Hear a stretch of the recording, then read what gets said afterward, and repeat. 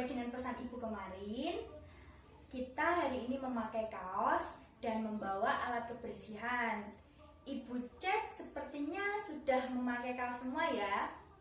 Sekarang ibu ingin bertanya, siapa di sini yang tidak membawa alat kebersihan? Angkat tangan.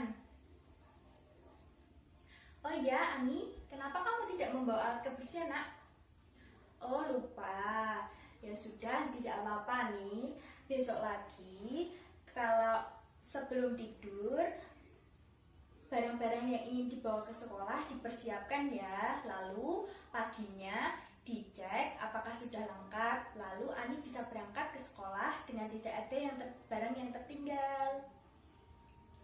Ya sudah, sesuai yang ibu katakan tadi, kita sekarang akan belajar tema 1, subtema 1, pembelajaran ketiga.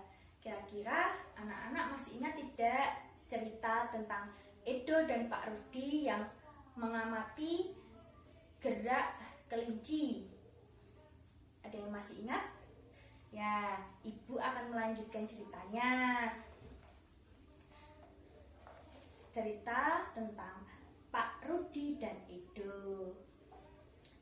Selesai bermain, Pak Rudi mengajak Edo mengumpulkan air seni kelinci.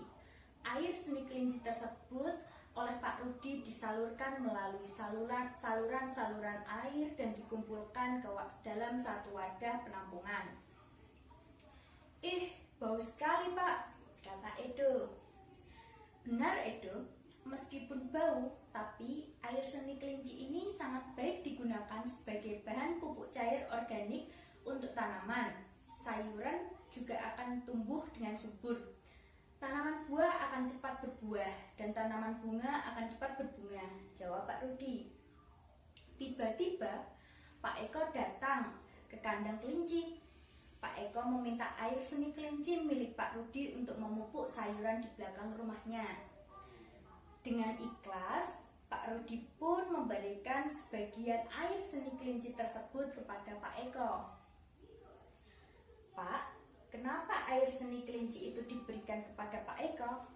Kan sayang, tanya Edo penasaran. Iya, tidak apa-apa Edo. Kita harus saling membantu. Jika ada orang yang membutuhkan bantuan, kita harus secara ikhlas dan sukarela memberikan bantuan. Karena kita makhluk sosial, artinya tidak dapat hidup sendiri dan membutuhkan bantuan orang lain, jawab Pak Rudi. Dan ingat, saling membantu dan tolong-menolong adalah bentuk dari pengamalan sila Pancasila juga loh, tambah Pak Rudi. Benar sekali Pak, jika tidak salah, sila kemanusiaan yang adil dan beradab, kata Edo. Nah, kita akan mempelajari mengenai nilai. Agar kalian lebih paham, kalian membaca buku siswa halaman 21 hingga halaman 23. Setelah kalian membaca, nanti ibu akan menjelaskan mengenai nilai-nilai Pancasila serta mengaitkan dengan lambang-lambang Pancasila yang ada. Baik, sekarang kalian mulai membaca ya.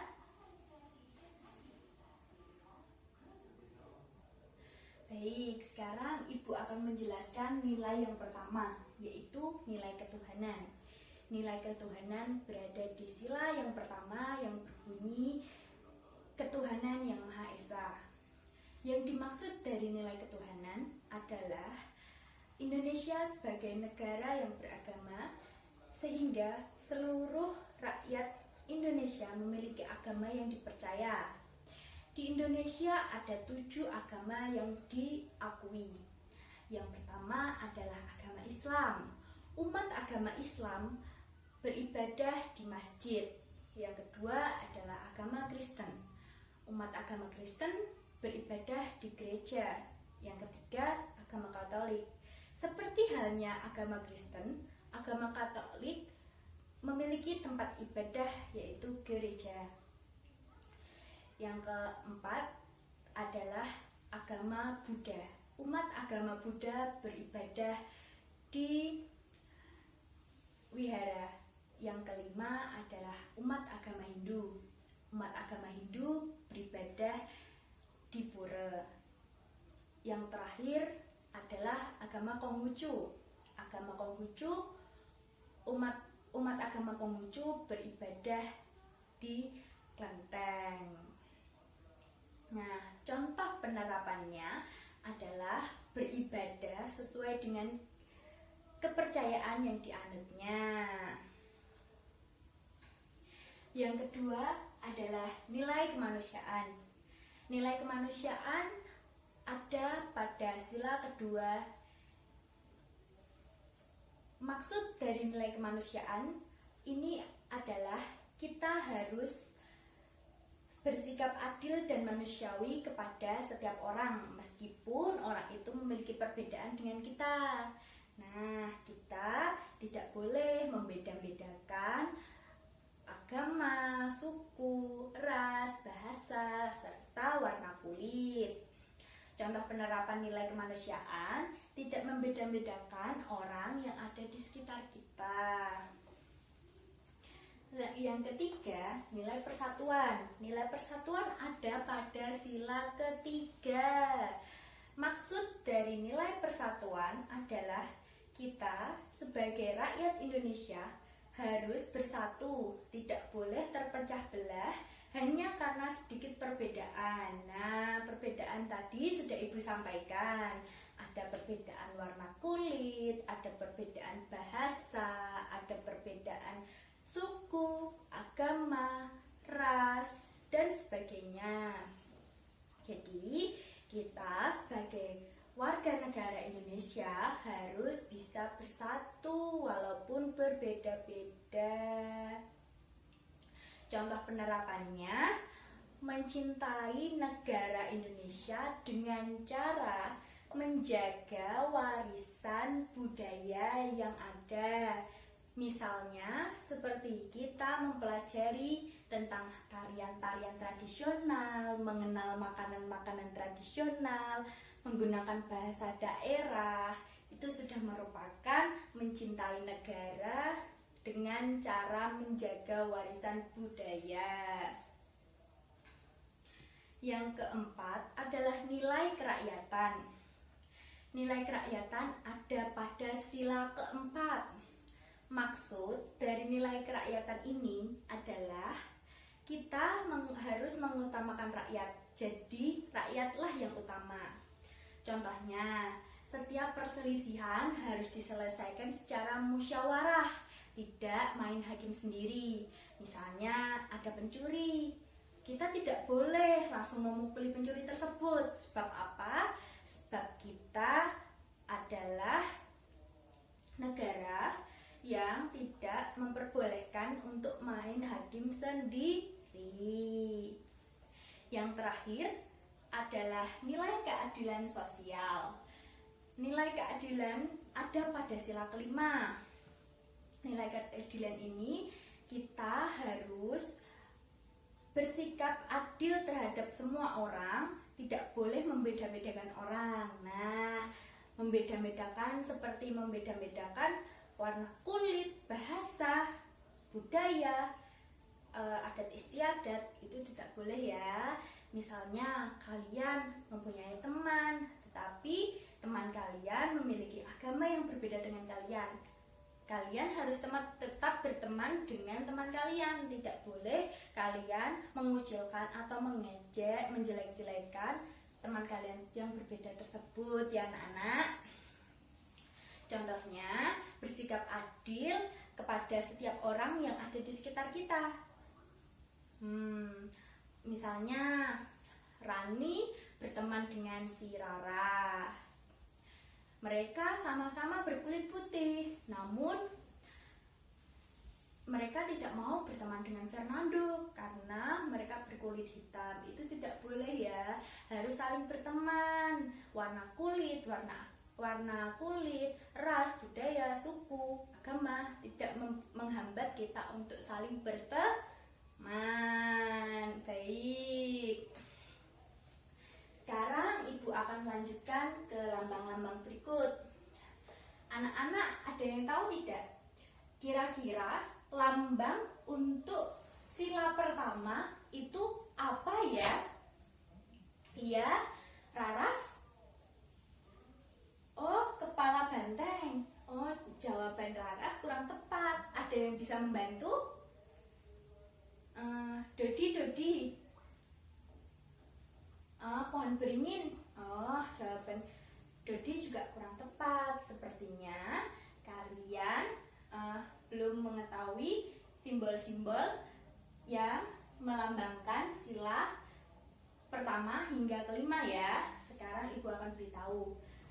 Bintang merupakan sila pertama. Dianggap sebagai cahaya kerohanian yang dipancarkan Tuhan kepada manusia.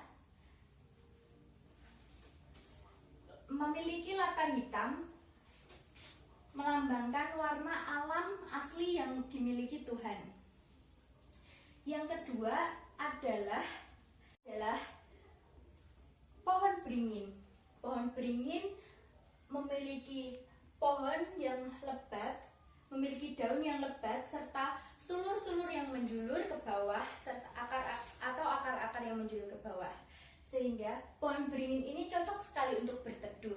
Kita sebagai warga negara Indonesia dapat berteduh dalam naungan negara Republik Indonesia. Serta sulur-sulur tadi yang menjulur tersebut atau akar-akar tadi melambangkan perbedaan yang ada pada di Indonesia, perbedaan suku, bangsa, bahasa, budaya, semuanya itu masuk dalam satu naungan Republik Indonesia. Rantai emas. Rantai emas ini terdiri dari bentuk persegi, mata rantai persegi, dan mata rantai lingkaran.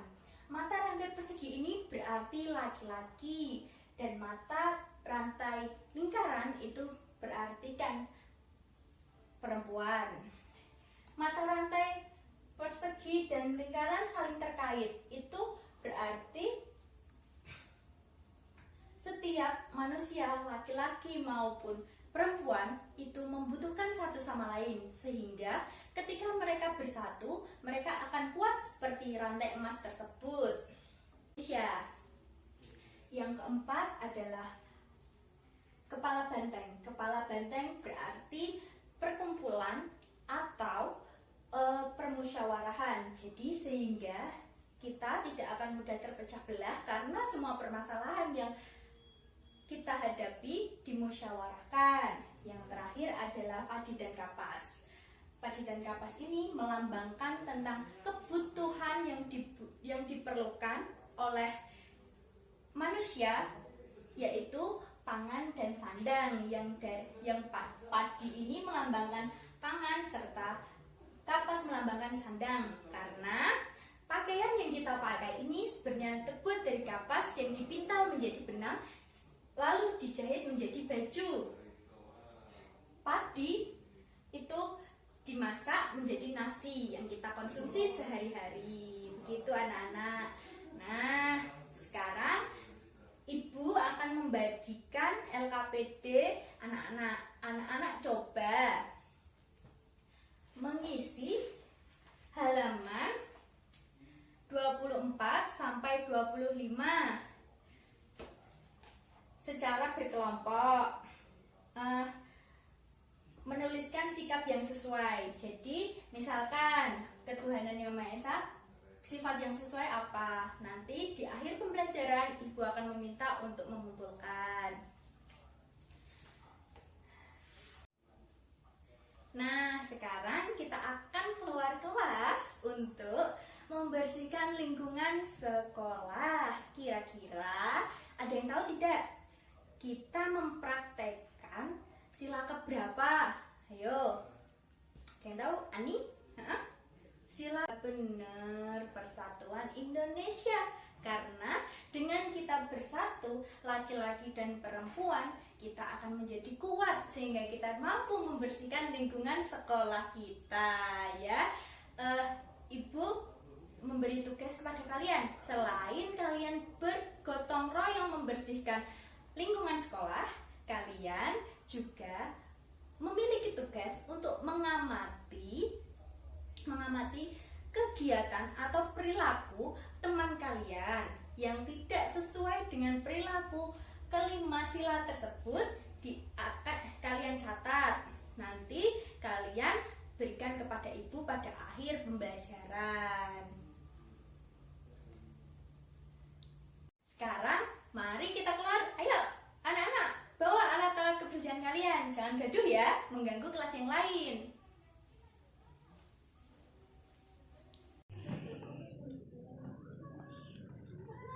Ayo anak-anak, berbaris kembali ya. Barisan diluruskan. Ayo Budi, jangan ngobrol sendiri ya nak. Dengarkan instruksi ibu dahulu. Sekarang kita akan melakukan kegiatan membersihkan lingkungan sekolah agar terlihat bersih dan rapi. Ibu akan membagi kalian menjadi dua kelompok. Yang pertama kelompok putra. Kelompok putra bertugas membersihkan di area pagar. Namun ingat, jangan keluar pagar karena itu ada jalan yang cukup ramai. Kelompok kedua, kelompok perempuan. Kelompok perempuan bertugas membersihkan tanaman di area taman.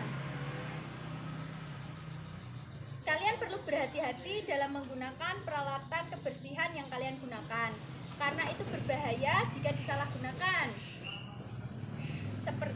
Sepertinya kalian sudah tidak sabar untuk membersihkannya. Mari kita mulai sekarang.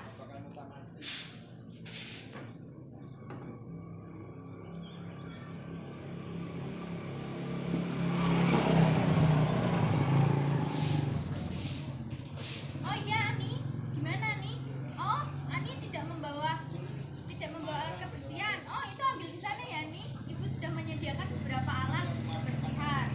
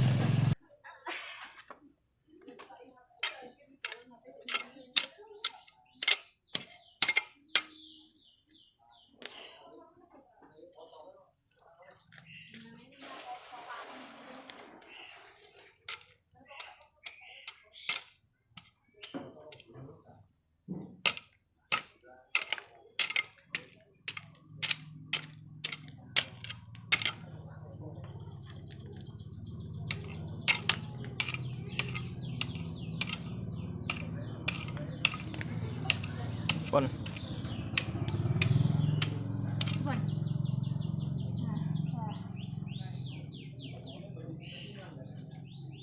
Nah, anak-anak, sekarang sudah saatnya kita kembali ke kelas. Kalian sudah melakukan kegiatan dengan baik. Mari kita tepuk tangan. Ayo anak-anak, mari kita kembali ke kelas ya.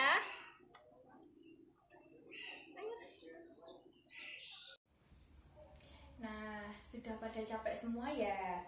Sama ibu juga. Tapi kalian sudah menjalankan dan mempraktekkan sila ketiga. Nah, ibu berpesan agar kedepannya kalian dapat mempraktekkan kelima nilai-nilai Pancasila ke dalam kehidupan sehari-hari. Sekarang coba kalian tuliskan pengalaman kalian mengenai kegiatan gotong